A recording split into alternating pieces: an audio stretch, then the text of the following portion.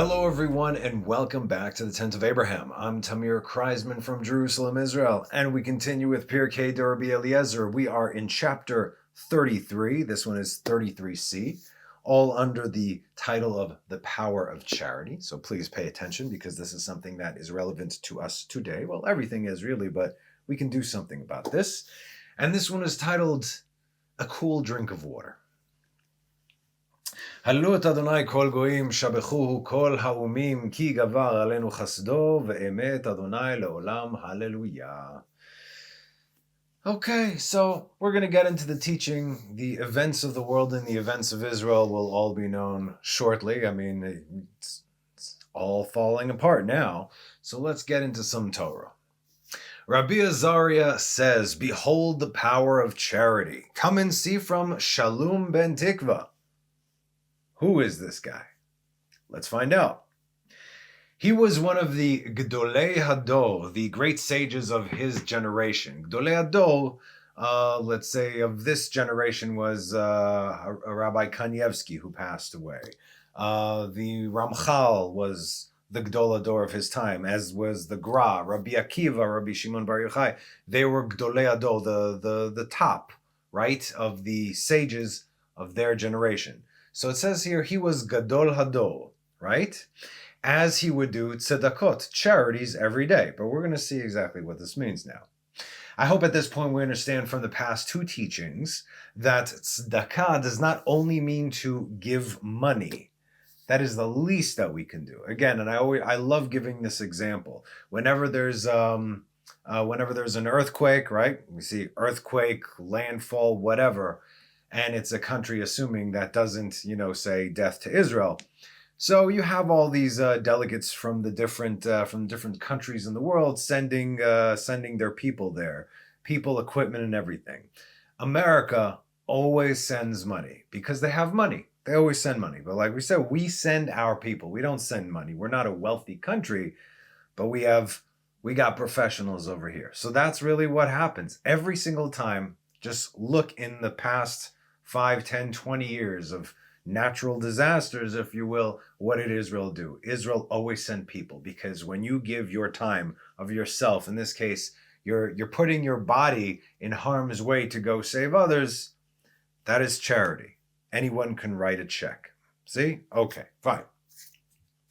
So, like we said, tzedakah is not only giving money, that is the least that one can do. It means to give of your time. It means to do favors. It means to help. Favor without, well, I did you a favor, now you owe me one. That's not what we're talking about here, okay? It means to help. It means to be inconvenienced. It means to get us to think about the other. This is what goes beyond even tithes, which is a command, by the way. This is equivalent to what we learn in Parshat Truma in Exodus 25, where it says, "Daver el bnei Israel veikchu li truma, me'et kol ish asher yidabenu libo tikechu et trumati." Speak to the children of Israel and have them take for me an offering from every person whose heart inspires him to generosity. You shall take my offering. God only wants it if it comes from you for real. For real. It's a command. But now how much, right? Yes, you have to give. Obviously, you have to give. How much are you going to give? That's between you and God. When you give of your time or money, and do so without any expectations of reciprocity, that means that you have done so correctly. Which is why the highest form of this is called beseter, hidden, right? You give tzedakah in a hidden manner, meaning you don't know where it goes, and the recipient doesn't know where it comes from. It doesn't know that it comes from you. If it hurts to give, then good. That's a sign of faith. I've heard of incredible stories, over the past few hundred years, where people, they gave away their paycheck that they've been working so hard for to save a random person from a prison sentence. And he knew, wait a minute, but I slaved for this for 6 months, and I'm just going to give it all away to get this guy out of prison, because otherwise he and his family are going to go starving. Okay, and it hurts. Turns out that guy that he got out of prison was one of the 36 hidden tzaddikim, and the gifts that he bestowed on him, don't hold back is what I'm saying. Okay.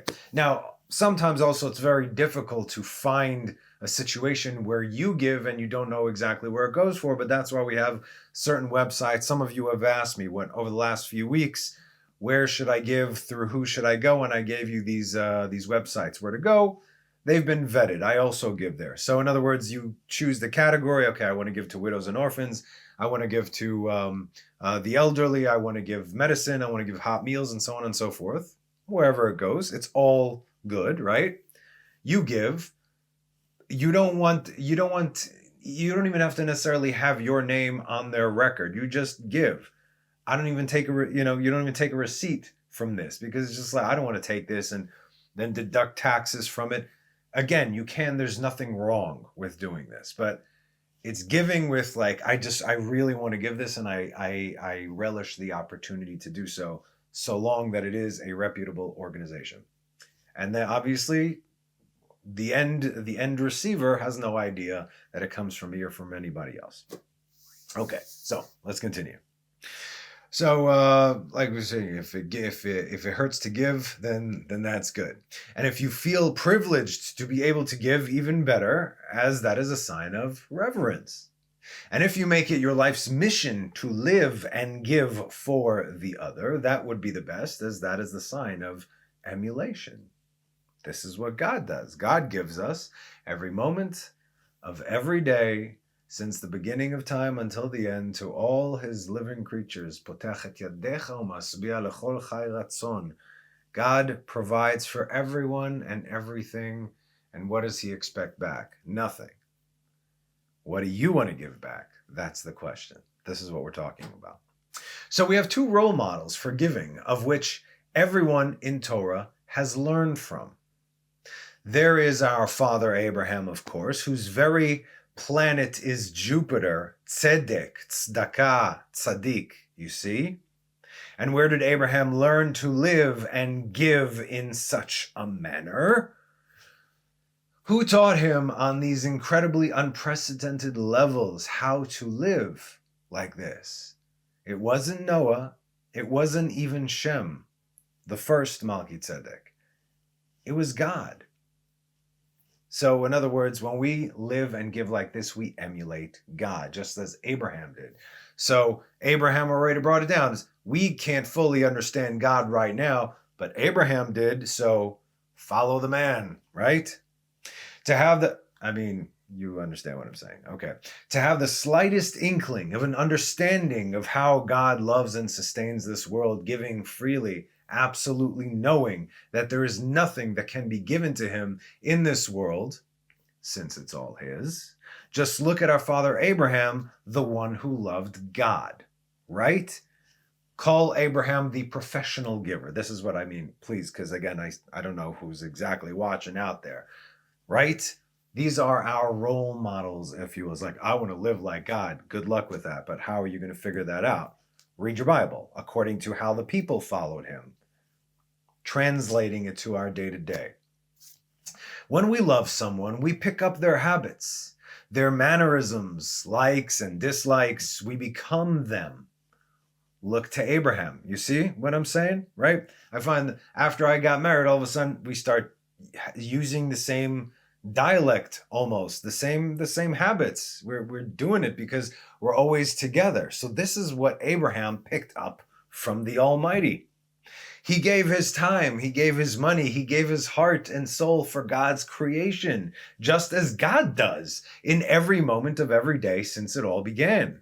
The best understanding of this can be read in the first chapter of Tamir Devorah. Now, I did a class on all this. The class is called The 13 Principles of Mercy. Please go check it out to have a better understanding about how much your Creator loves and sustains you every single day. This is specifically for the Day of Atonement, for Yom Kippur, but we need to practice these things every single day. And yes, there have been other rabbis out there who have done, every class, every chapter, every attribute is several classes. I just scrunched it all in to one so you can have the basic principles and giving you an example of what each means. So it's called the 13 Principles of Mercy. You could check it out. So what are their What other charities that Shalom Bentikvah would do every day? This is the guy we're talking about, right? They're saying he's Gadol Ado, and he did this charity. So what is this charity? He would fill a jug of water. He would sit by the city gates, and anyone who would come in from the road, he would give them some water to drink. He would water them. Now, before we get into this deep explanation, if you're trying to find a Shalom Bentikvah, his name is mentioned once in the Tanakh, but it is mentioned here by Rabbi Azariah via Rabbi Eliezer the Great, okay? And it's not exactly mentioned like that, so we'll get to this. His name might not even be his real name. As we know, the names in the Torah, not all the names, but some of the names in the Torah are a hint to the person's characteristics, personality, or what they have done. So, his name, Shalom, is the exact spelling of Shalom, right? Which means peace, whole, complete. When God gave Pinchas his covenant of Shalom, covenant of peace, that meant immortality. And we see that also from Elijah. Elijah is Pinchas, immortal. What does Tikva mean? Shalom Bentikvah. What does Tikva mean? Tikva? Tikva means hope. The Israeli national anthem is called Hatikva, the hope. As the words go, Liyot am chofshi be'artzenu, Eretz Tzion, Yerushalayim, to be a free nation in our land, the land of Zion, Jerusalem. So this man is a man of peace, a man of wholeness, a man of completion, rooted within hope. Hope for what? Hope for the final redemption, of course, always. That's what Abraham was hoping for, okay? That's what Adam was shown, but slight detour, right? That's what all our sages were hoping for. That's what every character in the Bible was hoping for. The final redemption. Hope for the final redemption. That being said, the charities he would do every day, the Radal references in Isaiah 32. The chapter starts like this in Isaiah 32. Behold, for righteousness shall a king reign, and over princes who rule with justice. And at the end, we can read in verse, let's say 17, and the deed of righteousness shall be peace. I'm going to read this in Hebrew. V'haya ma'aseh hatzdaka shalom va'avodat hatzdaka hashket v'betach ad olam. And the act of righteousness shall be tranquility and safety until eternity, meaning forever. So again, hen letzedek imloch melech, v'lasarim mishpat yesharu. Behold, for righteousness shall a king reign, and over princes who rule with justice. And the deed of righteousness shall be peace, and the act of righteousness shall be tranquility and safety until eternity, till the end of time. Who doesn't want that? Verse 18, and my people shall dwell in an oasis of peace, and in secure dwellings, and in tranquil resting places. Vayashav ami beneve shalom, ubemishkenot mivtachim. Mishkenot, like the Mishkan, the tabernacle. Mishkenot mivtachim, of safe dwelling places. Ubemenuchot sha'ananut. Menuchot is easy, relaxing. Menucha is resting, right? Sha'ananut, tranquil. Now, by the way, this chapter 32 in Isaiah, chapter 32 in Hebrew is Lamed Bet. Lev also means heart. Speaks of Israel right before the coming of Mashiach, that which we are hopeful for. So, what does one of the greatest holy people of his generation do, or the greatest of his generation, we'll see? Every single day, he sits at the gates of his city and he gives water to anyone who comes in weary from the road. Umeshiv et nafsho alav, and he revives them, returns their life to them. Meshiv, to return, right? Like tshuva, to return. Meshiv lehashiv, he returns et nafsho, their nefesh, their life source, upon them. We are tired and weary and thirsty from the long road, because it's not like driving an air-conditioned car right now. And finally, we see a city, we get to our destination. We're already tasting, we're swallowing, if we can. We don't even have any spit in our mouths. We have our mouths filled with sand and dust. And guess what? What is the one thing that anyone would kill for or die for at that point? A cool drink of water. And there it is. Right? Right. The Radal says he who feeds the hungry or waters the thirsty or the tired, it's as if he returns his nefesh, his life source, to the person. As said in Lamentations 1:11, Be'ochel lehashiv nefesh, food to revive the soul. A nefesh, though, specifically, not neshama, nefesh. But we need to read the entire verse because that's where we are today, and this is what we can do to help. So let's read the whole verse. All her people are sighing. All her people are sighing as they search for bread. Hungry, hungry, hungry, right? Can't take it anymore. They give away their treasures for food to revive the nefesh. All the treasures are worth nothing. We need something to revive us. See, O Lord, and behold how I have become worthless. So what is bread? What is water? If not Torah, i.e. food and sustenance for the soul, for the nefesh. This world gave away their treasures, the relationships with God, the infinite, to that which is finite and very much unfulfilling, the treasures of this world, and how much we would trade everything if we need a sandwich, if we need a cool drink of water.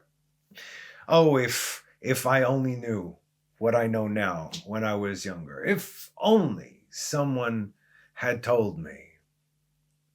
If only. My God.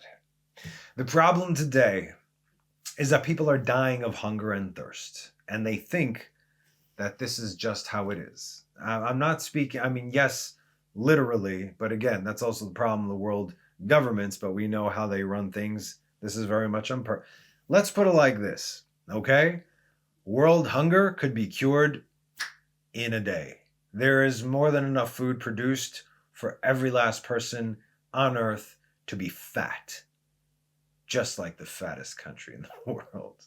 Anyway, but people are dying of hunger and thirst, meaning nothing feeds their soul. They're walking zombies. This is the Walking Dead for real. They're just waiting to die, and that's it. So they pursue the mundane, and they constantly feel like they're dying. And they are, slowly, painfully, without a shimmer of hope, because they don't know that there is something out there that is greater than anything they could have imagined. They don't want to look there. I have friends, I try really so hard. When you have friends and they want nothing to do with God or Torah or anything, and their lives are just miserable, but they refuse to look at I'm not like you. It has nothing to do with me. I want to help you. It hurts me to see you like this. Everything you tried, nothing is helping. So just give it a shot. You don't have to believe, but if this is the one thing that you didn't try, then try it and be like, yeah, it doesn't work, right? You see what I'm saying, all right? People will not let go of what they know because they say that seeing is believing. When I see this, when I see this God of yours, I'll believe it. So, this is really one of the dumbest statements to have ever been uttered, because if you see it, belief has nothing to do with it. I'll believe it when I see it. No, you won't. Then you'll just know it. And yet, they still won't change course or let go, slowly but surely decaying as their life meshes in with the rest of the muck of this world, becoming nothing more than its extension with an Instagram account. Look at me, I'm just like you. Please love me. Like, please. How do we get this stupid? Anything that you can do to give a person hope could be just the thing they need in order to revive them, to jumpstart their souls. Really, a little bit, to just get a little bit of that shimmer in their eyes, that just hope for tomorrow. And it is difficult. A lot of people are in pain. A lot. Do you know what hope looks like? Have you ever seen that spark of life in a person's eye when they receive kindness from a stranger? You don't need to empty your wallet. You don't need to sit by the crossroads. You just need to be aware of your surroundings and of the world in this time, in this day and age that we live. You need to constantly be aware in the forefront of your mind that people are starving to death and dying of thirst because this world is cold and dark. And when you have the opportunity to be a light, as small as it may be in that darkness, it's like being a lighthouse that gives hope to those either lost at sea or about to crash right into the rocks. A tiny little act of kindness is a lighthouse. You revive them, or at least you direct them to where they need to go, or at least where they don't need to go. You can do it with a small, kind word. Remember, everybody is struggling in their own way. Everybody is struggling in their own way. Look me in the eye and tell me that you're not struggling in your own way, and your struggle is different than mine, than anyone else's. You're struggling, and I'm struggling. This is by design. But how we choose to deal with it, that's really what matters. Because who do you think brought these things on you? Yes, you could say the choices that you made, but again, like we said, like we learned, your successes and your failures have nothing to do with you. It's the effort that you put in that actually counts to God. God determines whether you succeed or fail. How are you going to handle your success, and how are you going to handle your failure? If you succeed, then God loves you, but if you fail, God hates you. Maybe it's the opposite. See, I think that if you get everything that you ever asked for, that God gives it to you, God doesn't like you very much. You're like, oh yeah, you want all that? Have at it. See you in a few months. You know how this works. And if not for compassion, look what happened as a result of this man's charity. And so, in the merit of the tzedakah that Shalom Bentikvah did, Ruach HaKodesh would hover over his wife. Huh? Yes, Ruach HaKodesh would hover over his wife. Let's go into this according to Velo Odela. He's one of the commentators. Why does his wife get Ruach HaKodesh if he is the one who is performing this charity? So who really is Shalom Bentikvah? He was indeed one of Gdolei Hador, the greats of his generation, the leaders of his generation, but not in Torah. There you go. But rather, he was one of the wealthiest and highly esteemed people of his time. So he wasn't the wisest or the most learned, but what made him great was that he took a hold of this mitzvah to water the thirsty, which is a great segula, from the word mesugal, enables. It enables, it opens up many doors. Enables what specifically? Ruach HaKodesh. However, although he did what he did, he was still not a fully cleansed vessel for Ruach HaKodesh to hover upon him specifically. Nevertheless, he did merit it. He got some also, don't worry, we'll see.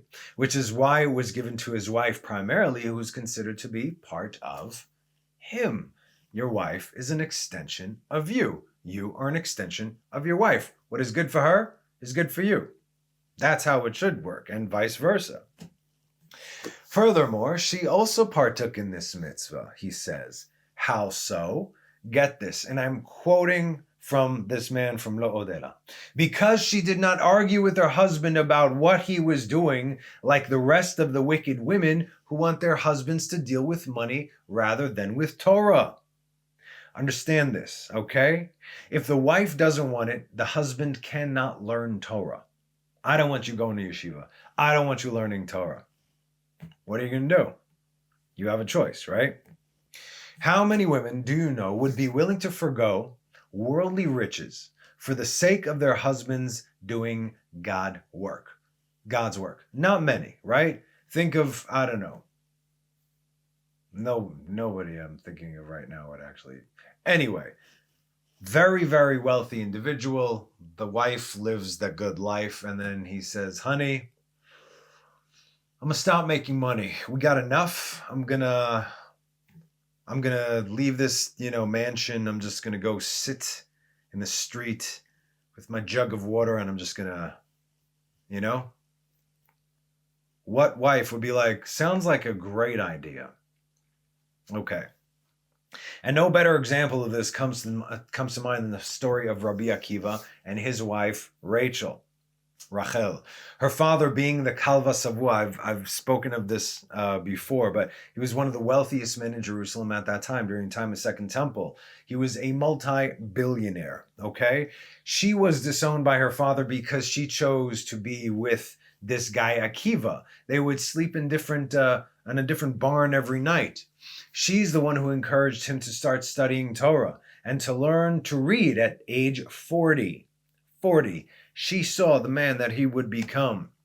And yes, that means that there is hope for the rest of us. If you're starting to learn how to read and write at age 40.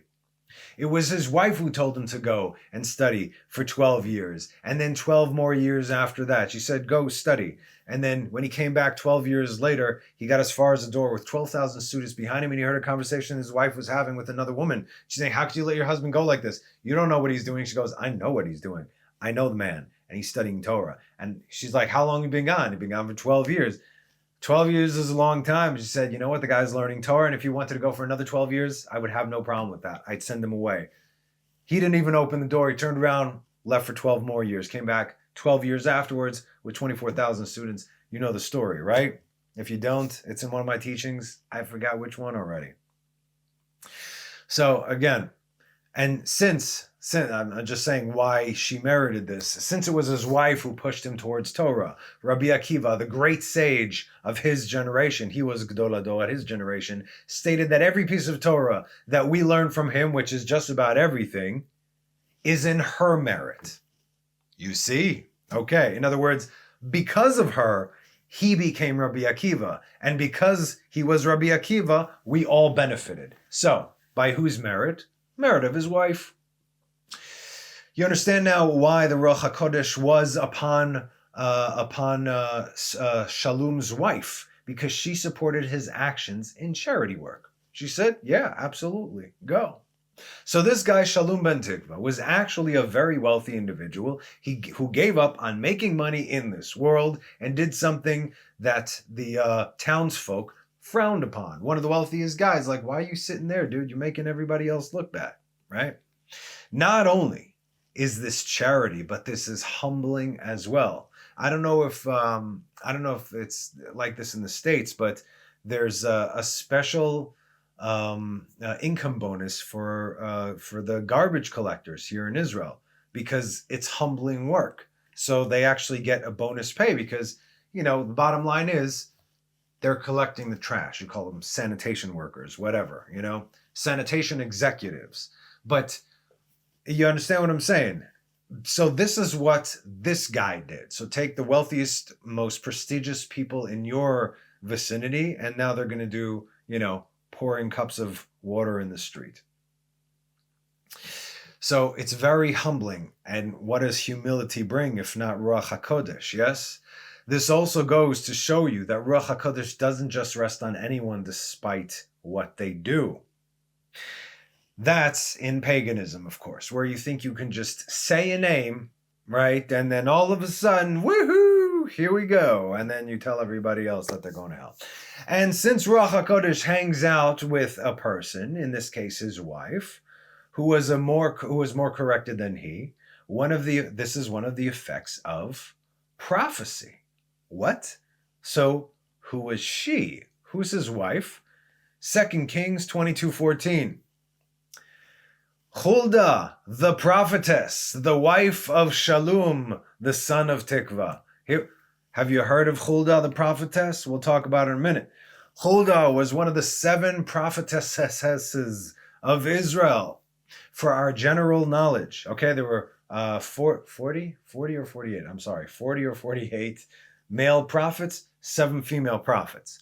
So here are the 7 prophetesses of Israel. Now, there have been many, many more. The Talmud states that there have been twice the number of prophets as Israel that left Egypt, meaning the men, 600,000 men. Israel had 1.2 million prophets throughout its time up until the Second Temple, right? 1.2 million prophets. But not everybody is written about in the Torah. We know that Elijah had a school of prophets to train people how to prophesy. It was very attainable during that day. So, yeah, and again, all of Israel that came out of Egypt, they all prophesied. Once you go up there, God opens up your mind's eye and you see things. You have knowledge. You're outside of space and time. So the 7 prophetesses, starting with 1, are Sarah, our mother, of course, who needs no introduction, but I will tell you that according to Rashi, in the Talmud, Sarah was one of the four most beautiful women. She was the most beautiful of the 4 most beautiful women to have ever lived. The remaining 3 are also on the list of 7 prophetesses.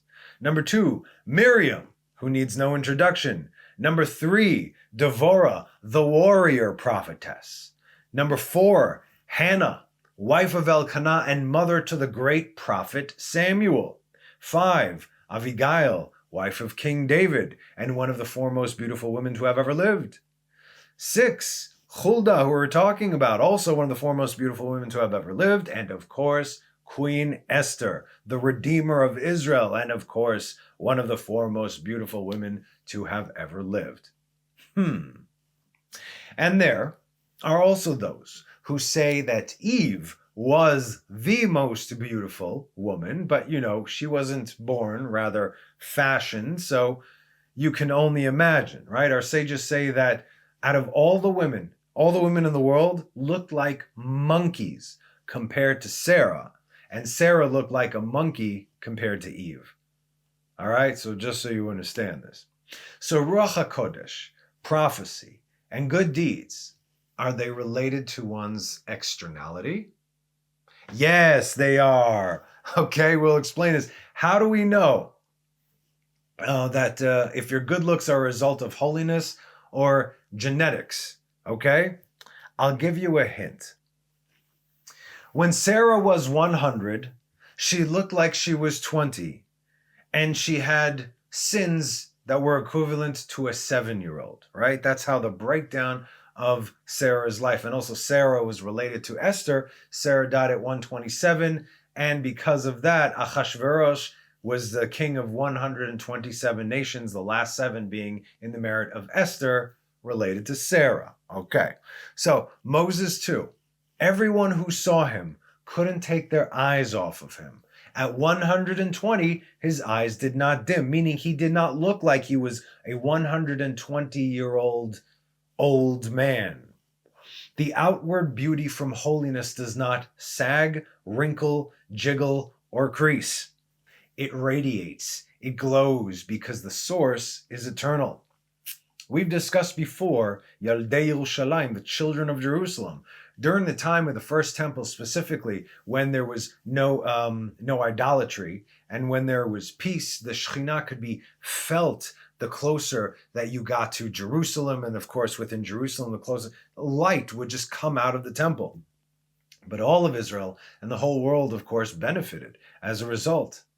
And as a result, trees and women, all the cattle, all the animals, everybody just bore the most excellent fruit, incredible children and calves and fruit. Everything was just flourishing. It was amazing. As all the children of Jerusalem, specifically Jerusalem is a different sphere. All the children were said to be beautiful with platinum blonde hair and blue eyes. And these children were even smarter than they were beautiful. Just so you understand the point, it's that radiance.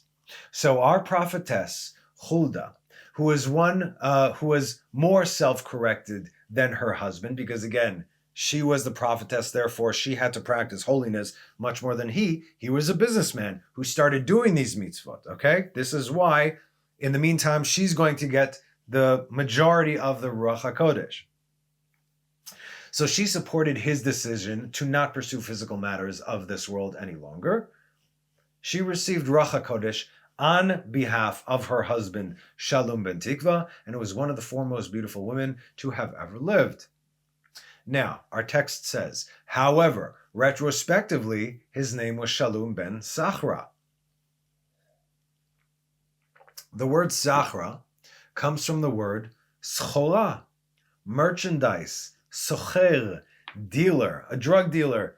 in Israel is called socher samim. Samim is drugs, right? So if you don't know this, the book of Kings and Chronicles are similar but different, meaning one will give you the more physical aspect of the story, while the other slightly deeper and more spiritual look into things. The more physical would be Kings, deeper spiritual would be Chronicles. You'll see, you could put them side by side, and you'll have slight variations over there. So 2 Kings 34:22. And Hilkiah and those whom the king sent went to Huldah the prophetess, the wife of Shallum the son of Tokhat, the son of Charash, the keeper of the raiment, and she was sitting in Jerusalem in the study hall, and they spoke to her accordingly. So again, it doesn't explain it over here. I have to read the Hebrew. Listen. Shalom Bentikvah ben Chasera. Chasera is the same spelling as Sachara. Just you reverse one of the letters over there. Now our sages said that at this point, when the king inquired of Huldah, they did so. When the kingsmen inquired of Huldah, they did so only because her husband had died. Because it is improper for anyone to call upon his fellow's wife. Hey man, say hi to your wife for me. Don't do that. So, what if her husband died? Did they not intend on seeking her out? She was a prophetess after all. And so our sages say that he too was a prophet. A guy who was not a great Torah scholar or anything like that, but he stopped doing what he was doing and he went to give people water. As a result, this man was prophesying. Not on her level, but a prophet nonetheless. The Radal says that they changed his name after his death back to Ben Sachra, meaning his mother's name was not Tikva nor Sachra, but rather it was a description of what he did. Ben Sachra was a merchant. Ben Tikva inspired hope. Our text brings us Proverbs 3:14 that says, "For its commerce is better than the commerce of silver, and its grain is better than fine gold." Listen, "Ki tov sachara misachar kasif umecharutz tevuata." Okay, what commerce is better than the commerce of silver, and its gain is better than fine gold? Let's go back a few verses and see the understanding Ben Tikvah acquired. Let's go to Proverbs 3:9. "Honor the Lord from your substance and from the first of all your grain. Kabed et Adonai mehoncha." Hon is fortune. Mehoncha umereshit kol tevuatecha. Here is your recognition, God, your first fruits, your tithes. This is you receiving something from your Father and then immediately offering it to him as thanks. Because what else can you do? Now, look what happens if you do. "And your barns shall be filled with plenty, and your vats will overflow with new wine." No one can say that they did these things with a full heart and God didn't do his part. No one, because God said so. My son, despise not the discipline of the Lord, and do not abhor his chastening. Musar Adonai beni, al tim'as ve'al takotz betochachto. Discipline is never a fun thing. No one likes to be disciplined. No one likes to hear what they need to do. No one. Trust me. It's never a fun thing because it forces you to look at yourself. There is a disconnect between who we really are and who we think we are. And if something that someone tells you stings, that means that you know for a fact that you are not where you need to be. You need to receive this. The wise receive reproof. It only makes them better. People keep trying to be someone else. But this isn't someone else, meaning someone that is, let's say, that guy. This is not a competition. You can only be the real, authentic you, and no one can be a better you than yourself. That's why people who look around to try and emulate others, in today's world, they are called trends, right? I do what everyone else does so I can fit in. The only people you should try and emulate, really, take as role models, people in the Torah, sages, Torah scholars. You can even be envious of them, but not in a negative way, like, wow, that's an inspiration right there. Let me see how this guy got there, okay? But you're never going to be that guy because it's not you. You need to be you. But choose your teachers. So it's not really working out too well for the world today, right? As this is the dumbest generation in the history of man. God's discipline and chastening comes in the forms of hardships, challenges, loss, pain, suffering. And we all get this from one another, and we cannot compare or look to who gets what. Who's suffering more, who's suffering less. Don't do that. If you have not gone through struggles, nor have you experienced troubles, and you've cruised through life without taking responsibility, then feel free to be concerned. Next verse. For the Lord chastens the ones he loves, as a father placates a son. Ki et asher yohav Adonai yochiach, uche'av et ben irtzeh.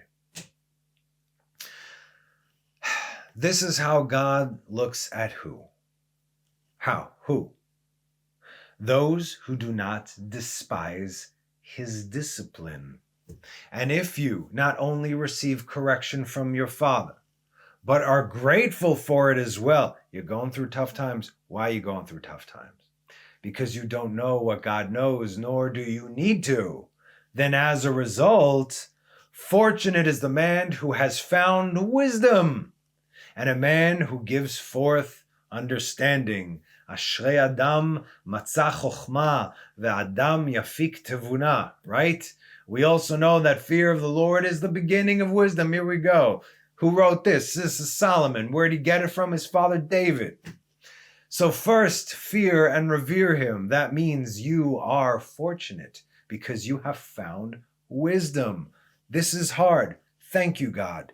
I'm going to get through this and you will show me what I need to see.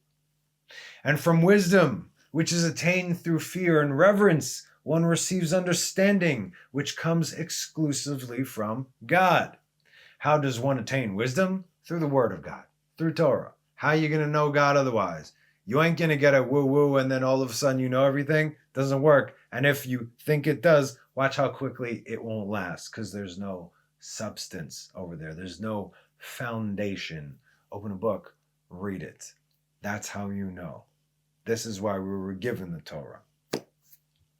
But to be able to extrapolate upon the information you have attained, that is understanding, okay? It's not only just reading the Torah, taking this and taking that and putting it together all set, blowing your own mind. It's so much fun. Now we get to our verse, and we look what the wisest man to have ever lived said, Solomon. What did he say? For its commerce, Torah, for its commerce is better than the commerce of silver, and its grain is better than fine gold. Now, we're not going to take business advice from a person who cannot hold a job, right? Nor would we take discipline advice from a person who has none. I always found it funny that, Buddha is the example of self-control. Like a 400-pound dude, self-control. You see what I'm saying? Whatever, it's a joke. Or overweight trainers at the gym. You know what I'm saying? You don't really see too many of them, but you have to understand, if a person doesn't look healthy, why am I taking training advice from them? You understand this, right? No, you wouldn't go to try and learn Torah from a person who can't read or write. You understand what I'm saying? You understand. Okay. So who are we going to listen to? The people who have real life experience of the things that we think that we want. Who was Solomon, the son of David, the builder of the temple, the wealthiest man on earth? This guy's got a resume, okay? The wealthiest man on earth and the wisest man to have ever lived. And what does he say? The man who had everything. For its commerce is better than the commerce of silver, and its gain is better than that of fine gold. said the man with all the silver and all the gold. Yes, he recognized it was all God's, and God gave it all to him because he just wanted to know how to do good with God's people before God. And if you might be thinking to yourself, well, I'm not really into shiny, expensive metals, so hey, I'm good. I'm more of a cars, maybe jets, houses, horses, vacations, clothes, whatever. You name it. It doesn't matter because it is more precious than pearls. And all your desirable things cannot compare to it, said the man who had all your desirable things. The man who had everything. Length of days is in its right hand. In its left hand are riches and honor, not the kind you're thinking. Its ways are ways of pleasantness, and all its paths are peace. There we go. Darchea darchei noam v'chol nitivotei shalom. It is a tree of life for those who grasp it, and those who draw near it are fortunate. Etz chaim hi lamachazikim ba v'tomchea meushar. We discussed this verse specifically. It is a tree of life to those who hold on to it. Who holds on to it? These are the Talmidei Chachamim. These are the Torah scholars. These are people that dedicate their lives to Torah. V'tomchea, those who support it. Litmoch, to support. Meushar, are fortunate. In other words, if you can't learn Torah, support someone who can. Now you partake in their Torah. They don't lose any of their Torah. You partake in all the Torah that they learn and teach. This is what we're talking about. That's specifically what this verse means. So this man, Shalom Bentikvah, a very wealthy man, understood this? And how did he say one acquires understanding? Only through wisdom, meaning he read, he learned, he toiled because he revered God. As a result, he let go of his wealthy lifestyle and committed his life to serving others in the most simple yet effective way. And as we said, for us, this is not necessarily limited to one who stands at the city gates and hands out bottles of water. This is the equivalent of someone giving up all their material possessions of the world for the sake of giving others exactly what they need and when they need it most. This is wisdom. This is how he did it. When Hulda's husband had died, his charity was lost. Who was his charity lost to? Who suffered a deficiency as a result? If you're thinking for himself, yeah, you're correct. If you're thinking for his wife and the extra Ruach HaKodesh she received as a result, you are correct. If you're thinking of all the passengers who are parched from their wandering, you are correct. And if you're thinking of all of Israel, and as a result that a prophet and a guy who did such charity died, and a prophetess has less insight as before, you are correct. And if you are thinking of the whole world because there are less acts of kindness, you are also correct. Everyone loses from this. There is a deficiency in the world. You see what happens if you stop performing acts of charity or kindness? It literally affects not only your immediate surroundings, but all of Israel and by extension, the world. Wow, if you stop. Now let's flip it on its head. Start thinking positive. Do you have any idea what it means to not only for your sake, but for your family, your friends, your town, your brethren, all of Israel, and by extension, all the world, if you were to perform just one act of charity, just one? You want to know how to change the world? I mean, I always read these things. Be the change you want to see. Yeah, be the change you want to see. Now you know. This is how you change the world. And this is what Israel knew back then, as our text continues. And all Israel went forth to show charity, loving kindness, chesed, to Shalom, son of Tikvah. How do we do charity towards the deceased? We learned all about this, right? It was in chapter 17, Pirkei de Rabbi Eliezer, titled Honoring the Dead and Those Who Mourn. Can the dead pay us back? No. That's why we do it, because we get nothing back from this. We escort them to the grave. We bury them. We speak kindly of them, eulogize them. We say Kaddish for them. We praise God for them and do what we can to elevate their souls. Now our text says, and all Israel, ve'yatzu kol Israel, ligmol chesed im Shalom Bentikvah. His deeds were indeed missing, and his absence was felt, not only in the physical manner, but spiritually speaking as well. The world became just a little bit darker. So when we read about the burial of a mystery man, this man was Shalom Bentikvah. 2 Kings 13, 20 to 21. And Elisha died, and they buried him, and Moabite bands would invade the land at the beginning of the year. It says, Gdudei, Moav. Gdudei, that's more like battalions or regiments. Moabite battalions or regiments would come and they would plunder the land. And it came to pass, they were burying a man. It's a guy. And behold, they saw the brigade, the battalions coming, and they threw the man into Elisha's grave. They hurried. They're like, uh-oh, we got to run for our lives. They just tossed him in there. And he went and touched Elisha's bones. Went, meaning probably rolled over there. And he came to life and stood up on his feet. Going back to our text, as the funeral was taking place, they saw this battalion coming at them. Naturally, they feared and had to flee for their lives. I'm not going to say, excuse us, we're in the middle, kill us in a minute. You don't do that. It's pikuach nefesh, right? So as a result of God bringing this battalion of Moabite hostiles right upon them, they accidentally threw his body on or in the grave of Elisha the prophet. Now behold, once again, the power of charity. The man, Shalom, was thrown, and his body touched the bones of Elisha, and he was revived. He was revived in the merit of his charity through the Shunammite woman who did charity with Elisha, who revived Habakkuk in the merit of his master Elijah, who revived Jonah in the merit of the Tzarfatit woman who did charity with him. And after Shalom was revived, he went and begot Hanamel ben Shalom.